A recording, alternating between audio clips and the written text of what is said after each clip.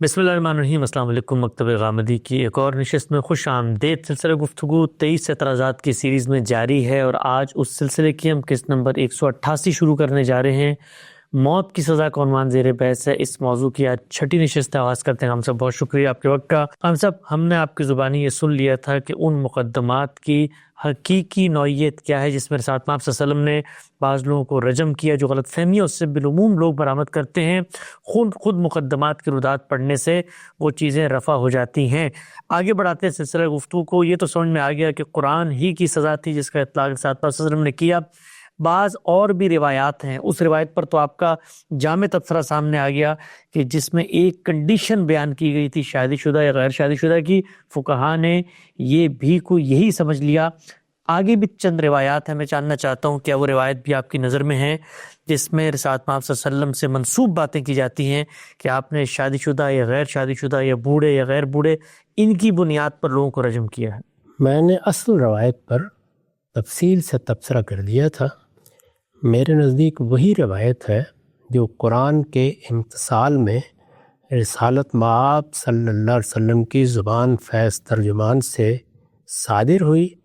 اس کو بھی راویوں نے کس صورت میں بیان کیا ہے وہ ایک الگ بحث ہے۔ اس کے بعد 3 روایتیں اور ہیں۔ سارے ذخیرے کا جب آپ جائزہ لیتے ہیں تو 3 ہی روایتیں سامنے آتی ہیں۔ ان تینوں روایتوں میں بھی اگر آپ ہمارے طریقے پر غور کریں تو کوئی بڑا مسئلہ نہیں ہے۔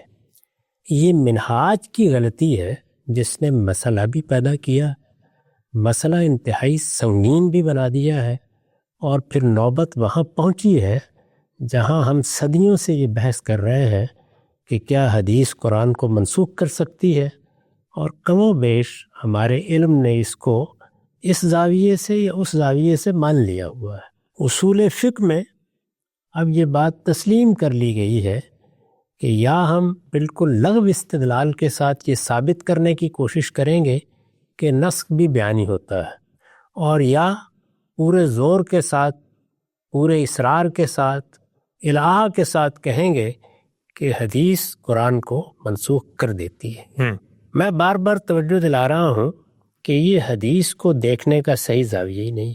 جب آپ روایت کو اصل مان لیں گے، حدیث کو اصل مان لیں گے اور اس کی روشنی میں قرآن کو دیکھیں گے تو اسی طرح کے نتائج نکلیں گے۔ اگر ہمارے طریقے پر آپ قرآن کو اصل مان کر چلیں تو روایتوں کو سمجھنے میں کوئی بہت زیادہ دقت نہیں ہوتی۔ میں 2 چیزوں کی طرف پہلے توجہ دلاؤں گا۔ میں نے آپ کو یہ بتایا کہ قرآن مجید اس معاملے میں بالکل واضح ہے۔ ہم نے بحث وہیں سے شروع کی کہ موت کی سزا صرف 2 صورتوں میں دی جا سکتی۔ ان میں سے ایک قصاص ہے، میں نے یا آپ نے کسی کو قتل کر دیا، اب قصاص میں قتل کیا جائے گا۔ دوسرے فساد فی الارض۔ فساد فی الارض کی کیا کیا صورتیں ہو سکتی ہیں ہم بڑی تفصیل کے ساتھ اس پہ بات کر رہے ہیں۔ اسی ذیل میں نے یہ عرض کیا تھا کہ جب بھی آپ کسی مجرم کو سزا دیتے ہیں تو آپ کو 2 چیزیں دیکھنی ہوتی ہیں۔ جرم کی نوعیت کیا ہے؟ ایک شخص کو آپ نے کسی خاتون کے ساتھ ایک کمرے میں دیکھ لیا، اس کمرے پر زنجیر چڑھا دی گئی تھی اور بند تھا۔ آپ نے کسی کو بستر میں دیکھ لیا۔ کیا یہ ساری صورتیں جرم کی ایک ہی نوعیت رکھتی ہیں؟ اس پر قانون کے لحاظ سے بحث کرنا پڑتی ہے۔ یعنی کیا ہم اس کو بدکاری قرار دے دیں گے، اس پر زنا کی سزا نافذ کر دیں گے؟ یہ زنا کے مقدمات کی کوئی صورت ہوگی، یہ تنبیہ کی چیز ہے، تعزیر کی چیز ہے، یا اس پر وہ آخری سزا نافذ کر دی ہے جو قرآن نے بیان کی ہے؟ جرم کی نوعیت کے بعد یہ بھی دیکھا جاتا ہے کہ مجرم کے حالات کیا ہیں۔ وہ جس جرم کا مرتکب ہوا ہے اس کے لحاظ سے کوئی ایسی چیز تو نہیں ہے جو اس کے لیے عذر کا باعث بن سکتی۔ میں نے اس کی مثالیں دی، اس کی ذہنی حالت دیکھنی چاہیے، اس کی عمر دیکھنی چاہیے، اس کی تربیت کس طرح ہوئی ہے، یہ سب دیکھنا چاہیے۔ اس کی تعلیم خود ہم کو اللہ کی کتاب نے دی ہے اور یہ بتایا ہے کہ یہ سب چیزیں دیکھی جائیں۔ رسالت مآب صلی اللہ علیہ وسلم نے بھی یہ سب چیزیں دیکھی ہیں۔ اس ذیل میں شادی بھی زیر بحث آ گئی ہے، اس لیے کہ زنا کے معاملے میں یہ بھی دیکھنا چاہیے کہ اس نے اگر اس جرم کا ارتکاب کیا ہے تو تو کیا یہ شادی شدہ ہے؟ یعنی ایسا تو نہیں کہ جنسی تسکین کے معاملے میں کسی محرومی نے بات یہاں تک پہنچا دی. یہ ساری چیزیں دیکھنے کی ہوتی ہیں جب آپ مجرم کو سزا دیتے ہیں. اوباشی کے مجرم ہیں، جس طرح کہ میں پہلے عرض کر چکا ہوں، وہ قرآن نے متعین کر دیا. اوباشی کی بھی میں نے وضاحت کر دی کہ اس کی بڑی صورتیں دو ہی ہیں. یہ کہ عورتیں قحبہ گری اختیار کر لیں، یہ بات کہ کسی کو ریپ کر لیا جائے، کسی خاتون کی عصمت دری کر دی جائے. مقدمات سے میں نے واضح کر دیا کہ دونوں مقدمات اصل میں عصمت دری کے مقدمات، ریپ کا مقدمہ، وہ بالکل واضح ہے، اس کے بارے میں کوئی دوسری توجیہ ہو ہی نہیں سکتی. یہ مجرم کے حالات کو دیکھنا ہے. رسالت مآب صلی اللہ علیہ وسلم نے مجرم کے حالات سے متعلق سوالات بھی کیے ہیں. مثال کے طور پر مائز کے بارے میں یہ سوال بھی کیا ہے کہ اس کی ذہنی حالت ٹھیک ہے، یہ بھی معلوم کیا ہے. اسی طرح سے شادی شدہ ہے، غیر شادی شدہ ہے، یہ سوال بھی کیا ہے. اس پر میں نے تبصرہ کرتے ہوئے بتایا تھا کہ یہ مجرم کے احوال میں سے ایک حالت ہے، یہ بھی دیکھی جانی چاہیے. لوگوں نے اس کو یہی بنا کے صورتحال کو خراب کر دیا اور وہ نتائج نکل آئے جو اب ہمارے علم کے سارے معاملے ہی کو بالکل درم برم کر کے رکھ دیتے ہیں. دوسری چیز جو سمجھنے کی ہے وہ زبان کا ایک اسلوب ہے. عربی زبان میں یہ بہت ہے، ہمارے ہاں بھی بعض اوقات ہم اس کو اختیار کر لیتے ہیں. وہ یہ کہ کسی چیز کی مثال کے طور پر 5 صورتیں ہیں، بڑی صورتیں ہیں، ہم ان کو بیان کرنا چاہتے ہیں. ایک جگہ ہم یہ کہیں گے کہ یہ 5 صورتیں ہیں، یہ 3 صورتیں ہیں، یہ 2 صورتیں ہیں. کسی جگہ ان میں سے کسی صورت کے کسی پہلو کو نمایاں کرنا چاہیں گے تو اس کو الگ سے بیان کر دیں گے. اچھا، میں اس کی ایک مثال آپ کے سامنے رکھتا ہوں. جی، میں بھی جانتا ہوں، آپ بھی جانتے ہیں کہ ہمارے ایمانیات 5 ہیں. یعنی ہر آدمی جس سے آپ پوچھیں گے وہ گنوا دے گا. قرآن مجید نے بیان کیا ہے، روایتوں میں بھی یہ بات بیان ہوئی ہے. ہم اللہ کو مانتے ہیں، اللہ کے فرشتوں کو مانتے ہیں، اس کے رسولوں کو مانتے ہیں، اس کی کتابوں کو مانتے ہیں اور قیامت کے دن کو مانتے ہیں. جب بھی بیان کیا جائے گا یہ 5 ہی چیزیں ہوں گی. رسالت مآب صلی اللہ علیہ وسلم نے حدیث جبریل میں ایمان باللہ یعنی اللہ پر ایمان کی ایک فرع کو بھی ساتھ ہی بیان کر دیا ہے. اچھا، وَتُؤْمِنُ بِالْقَدْرِ خَيْرِهِ وَشَرِّهِ.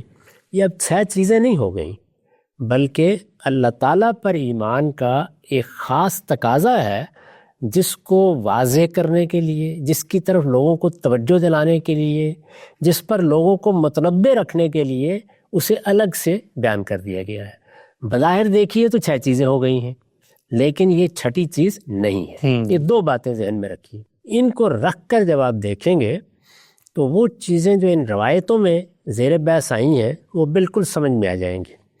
یعنی یا تو ان میں شادی زیر بحث آئی، میں نے عرض کر دیا کہ وہ اگر کہیں اس طرح بھی بیان ہو گیا ہے کہ 3 صورتیں ہو سکتی ہیں جن میں آپ کسی کو موت کی سزا دیں گے، تو وہ ایسے ہی ہوئی ہیں جس طرح کہ میں نے اس اسلوب کی مثال دی ہے. یعنی قرآن کی روشنی میں جب دیکھیں گے تو قرآن نے 2 صورتیں متعین کر دیں. اب ان میں سے کسی ایک صورت کو کسی وقت بیان کرتے وقت لوگوں کو اس کی طرف توجہ دلانے کے لیے یا متنبع رکھنے کے لیے اس کو اس طرح بھی بیان کیا جا سکتا ہے. یہ رسالت مآب نے اس طرح بیان کیا یا راویوں نے سمجھ کر آگے بیان کر دیا، وہ ایک الگ بحث ہے. ایک یہ چیز ذہن میں رکھیے. دوسرے یہ ذہن میں رکھیے کہ جس طرح شادی کا معاملہ مجرم کے احوال کے ذیل میں زیر بحث آ جاتا ہے، اسی طرح بڑھاپا بھی زیر بحث آ جاتا ہے. اوباشی ہے، ایک لڑکے نے، نوجوان لڑکے نے اوباشی اختیار کر لی ہے. ہم 10 پہلوؤں سے سوچیں گے کہ ایک نوجوان ہے، ابھی اس کو بہت دنیا میں دن بسر کرنے ہیں. دیکھا جائے کہ کیا اس کی اصلاح کی گنجائش ہے، کیا محض تعدیب کافی ہو جائے گی، کیا تنبیہ سے کام چل جائے گا، یہ دیکھیں گے سارے پہلو. لیکن ایک آدمی کمر میں پاؤں لٹکائے بیٹھا ہے، بوڑھا آدمی ہے، اور وہ لوگوں کی جان مال آبرو کے درپے ہوا ہے، یا وہ بہو بیٹیوں پر حملے کرنے کے لیے جگہ جگہ پھر رہا ہے، یا اوباشوں کے کسی گروہ میں شامل ہو گیا ہے.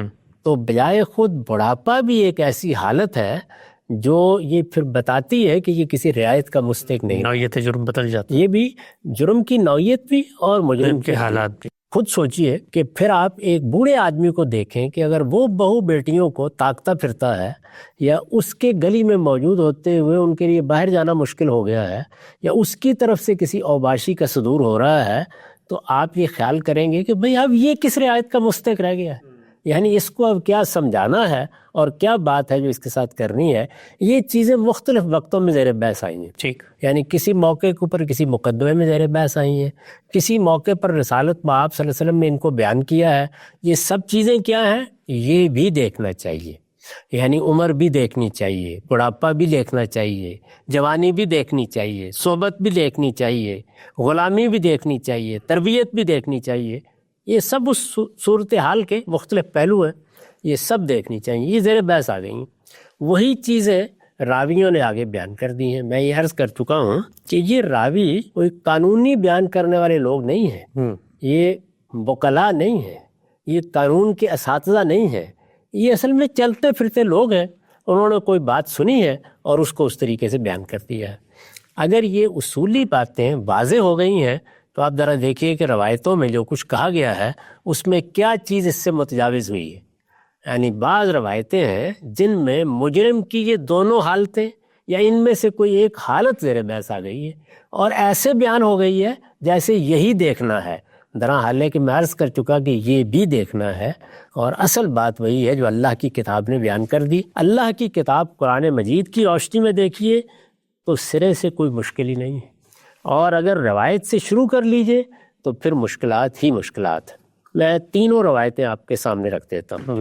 ان میں سب سے نمایاں وہ روایت ہے جو سنن نسائی میں ام المومنین سیدہ عائشہ سے نقل ہوئی ہے۔ ٹھیک، روایت ہے ان رسول اللہ صلی اللہ علیہ وسلم قال لا یحل دم امرئ مسلم الا باحدى ثلاث خصال زان محسن یرجم او رجل قتل رجلا متعمدا ویقتل او رجل یخرج من الاسلام یحارب اللہ عز وجل ورسولہ ویقتل او یسلب او ینفى من الارض۔ رقم ہے 4053۔ رسول اللہ صلی اللہ علیہ وسلم نے فرمایا مسلمان کا خون صرف 3 صورتوں میں حلال ہے۔ اب یہ دیکھیے بالکل وہی بات ہوئی ہے، 2 صورتیں قرآن نے بیان کی ہیں۔ قصاص پہ قتل کیا جائے گا، فساد فی الارض کے جرم کا مرتکب ہوگا۔ فساد فی الارض کے جرائم میں ایک زنا بھی ہے۔ رسالت مآب صلی اللہ علیہ وسلم نے غالباً کسی موقع پر یہ خیال کر کے کہ اس جانب توجہ نہیں ہوگی، اس کو بیان کیا ہوگا، بیان کرنے کا وہی طریقہ اختیار کیا ہے جو حدیث جبریل میں اختیار کیا گیا ہے۔ اس سے وہ 3 صورتیں بن گئیں، اور ہمارے ہاں لوگوں نے یہ خیال کر لیا کہ یہ غالباً کوئی الگ سے تیسری صورت ہے، یہ وہی فساد فی الارض ہی کی ایک صورت ہے، اور اس میں زنا کا لفظ استعمال ہوا تھا، قرآن کی روشنی میں دیکھا نہیں گیا، خیال کر لیا گیا یہ عام زنا ہے، حالانکہ یہ وہی اوباشی ہے، وہی کہبگری ہے، وہی زنا بالجبر ہے، اسی کو بیان کیا ہے، اس لیے کہ وہ ہم اس سے پہلے واضح کر چکے ہیں۔ ایک شادی شدہ زانی اسے رجم کیا جائے گا، یہ وہی ایک بات تھی مجرم کے احوال میں سے جو بیان کی گئی تھی، اس کو انہوں نے یہی میں تبدیل کیا، یعنی یہ بھی دیکھا جائے گا، اس کو یہی میں تبدیل کیا، اس سے یہ مناط حکم بن گیا، اور نتیجے کے طور پر وہ سب مسائل پیدا ہو گئے جس میں اب اس روایت سے ہم قرآن مجید کو منسوخ کرتے ہیں۔ جی، ایک شادی شدہ زانی اسے رجم کیا جائے گا، دوسرے وہ شخص جس نے کسی کو جان بوجھ کر قتل کیا ہو، تیسرے وہ شخص جو اسلام چھوڑ کر اللہ اور اس کے رسول سے آمادہ جنگ ہو، اسے قتل کیا جائے گا یا سولی دی جائے گی یا وہ جلاوطن کر دیا جائے گا۔ یہ دیکھیے بالکل وہی سزائیں بیان ہوئی ہیں جو سورہ مائدہ کی 33-34 آیات میں بیان ہوئی ہیں، وہی فساد فی الارض ہے، اسی کو بیان کیا گیا ہے۔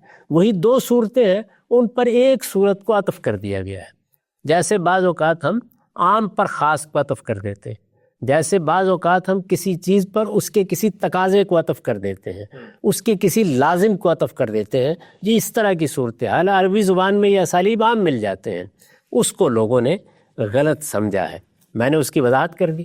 دوسری روایت دیکھی، یہ فتح الباری میں نقل ہوئی، فتح الباری کی 12ویں جلد میں 157 صفحے پر نقل کی گئی ہے۔ روایت یہ ہے البکران یجلدان و ینفیان والسیبان یرجمان ولا یجلدان والشیخان یجلدان ثم یرجمان۔ صاف یہ معلوم ہوتا ہے کہ کسی موقع پر لوگوں کو توجہ دلانے کے لیے اس اجمال کے ساتھ یہ بات کہی گئی ہے اور راویوں نے اس کو اپنے طریقے سے بیان کر دیا ہے۔ توارے زانی کی سزا 100 کوڑے اور جلاوطنی ہے۔ شادی شدہ زانی کو صرف رجم کی سزا دی جائے گی اور بوڑھے زانیوں کو پہلے کوڑے مارے جائیں گے اور اس کے بعد رجم کیا جائے گا۔ یعنی یہاں شادی کے ساتھ بڑھاپا بھی زیر بحث آ گیا۔ جی میں پھر توجہ دلا دوں، یعنی یہ زانی وہی ہے جن کا ہم ذکر کر چکے ہیں۔ یہ عام زنا کے مجرم نہیں ہیں، یہ فساد فی الارض کے مجرم ہیں۔ یہ زنا کی وہی صورت زیر بحث ہے جس میں یا عصمت دری ہوئی ہے یا کعبہ گری ہوئی ہے۔ ان مجرموں کے احوال میں کیا چیزیں دیکھنی ہیں، اس میں شادی کا بھی ذکر ہو گیا اور بڑھاپے کا بھی ذکر ہو گیا۔ اس سے خود معلوم ہو گیا کہ شادی ہی کو مناتے حکم قرار دینے میں کتنی بڑی غلطی ہو گئی، کیونکہ آگے بڑھاپا بھی زیر بحث آ گیا ہے۔ میں یہ عرض کرتا ہوں کہ ایسی 2 صورتیں اور بھی زیر بحث آ سکتی ہیں، اور چیزوں پر بھی گفتگو ہو سکتی ہے، اس لیے کہ احوال کو ہر پہلو سے دیکھنے کی ضرورت ہوتی ہے۔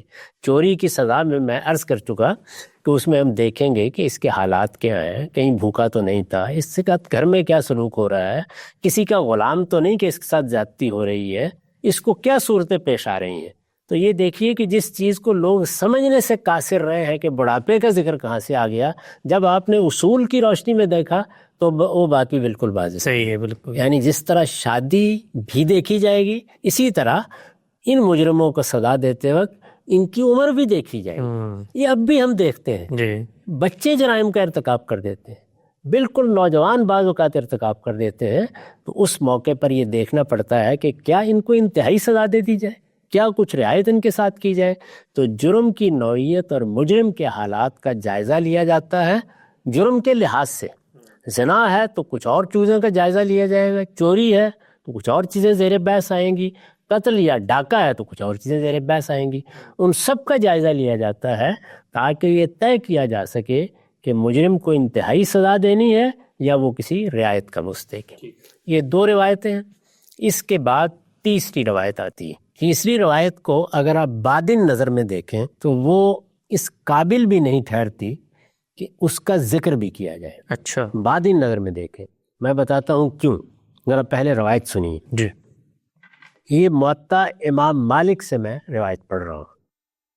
قال ایاکم ان تہلکوا عن آیت الرجم ان یقول قائل لا نجد حدین فی کتاب اللہ فقد رجم رسول اللہ صلی اللہ علیہ وسلم ورجمنا والذی نفسی بیدہ لولا ان یقول الناس زاد عمر بن الخطاب فی کتاب اللہ تعالی لکتبتها الشیخ والشیخۃ فرجموہما البتۃ فإنا قد کرانا۔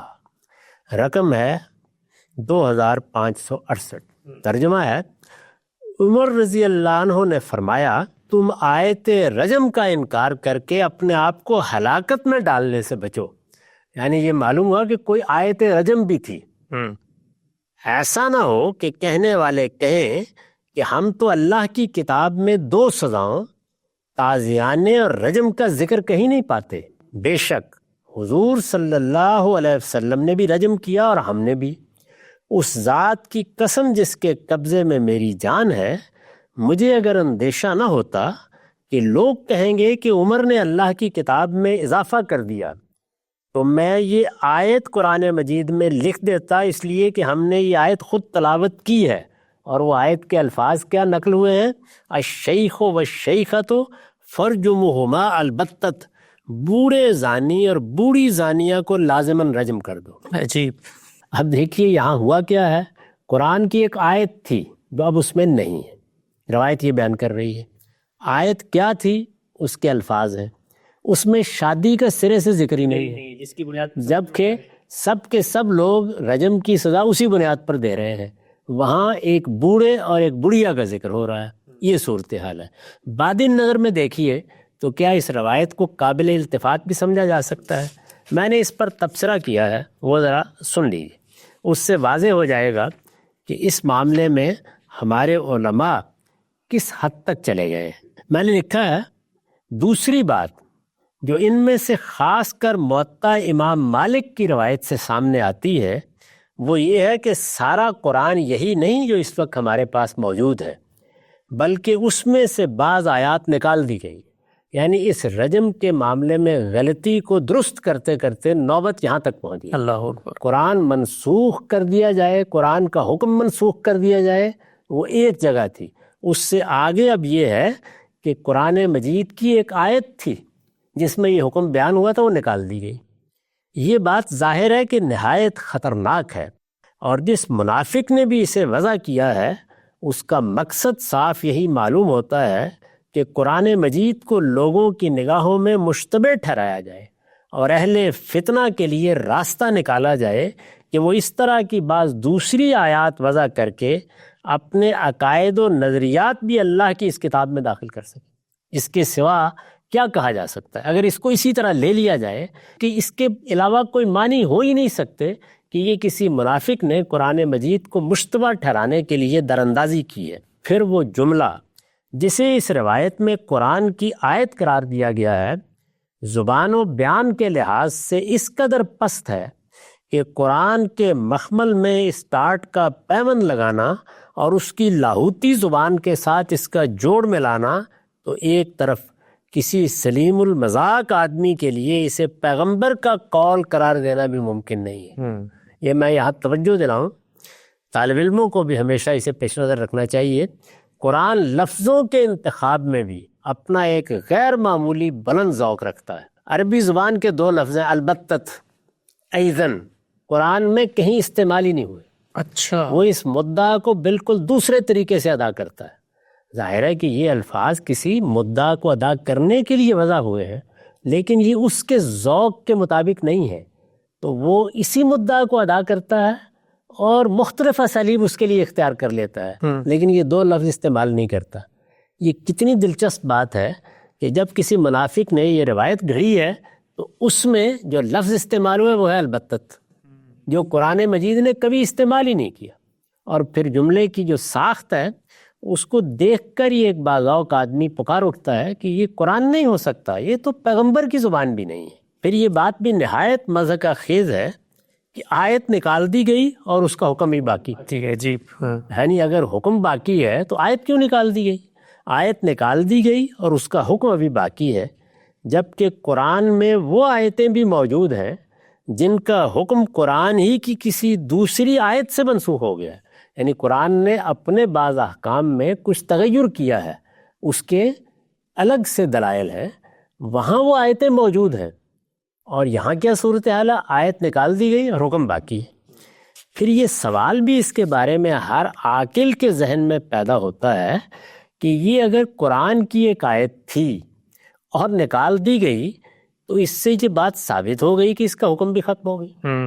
اس سے اب رجم کے حق میں استدلال آخر کس طرح کیا جائے گا؟ استاذ امام امین احسن اصلاحی نے اس کے بارے میں بالکل صحیح لکھا ہے۔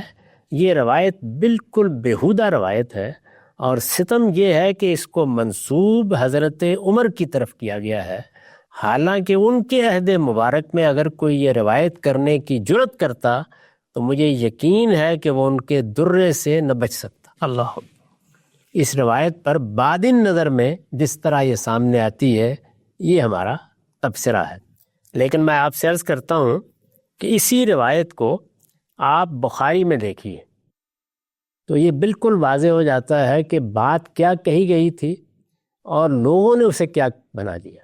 یہی روایت ہے، یعنی سیدنا عمر کی روایت ہے، ان کے اسی خطبے سے لی گئی ہے، اور بخاری میں یہ بالکل دوسرے طریقے سے نقل ہوئی ہے۔ بخاری میں اس کا رقم ہے 6830، لکھا ہے ان اللہ بعث محمدً صلی اللہ علیہ وسلم بالحق وانزل علیہ الکتاب فکان مما انزل اللہ آیت الرجم فقراناها واکلناها وویناها رجم رسول اللہ صلی اللہ علیہ وسلم ورجمنا بعدہ فاخشى ان طال بالناس زمان ان یقول قائل واللہ ما نجد آیت الرجم فی کتاب اللہ فَيَذِلُّوا بِتَرْكِ فَرِيضَةٍ أَنزَلَهَا اللَّهُ وَالرَّجْمُ فِي كِتَابِ اللَّهِ حَقٌّ عَلَىٰ مَنْ زَنَىٰ إِذَا أُحْصِنَ مِنَ الرِّجَالِ وَالنِّسَاءِ۔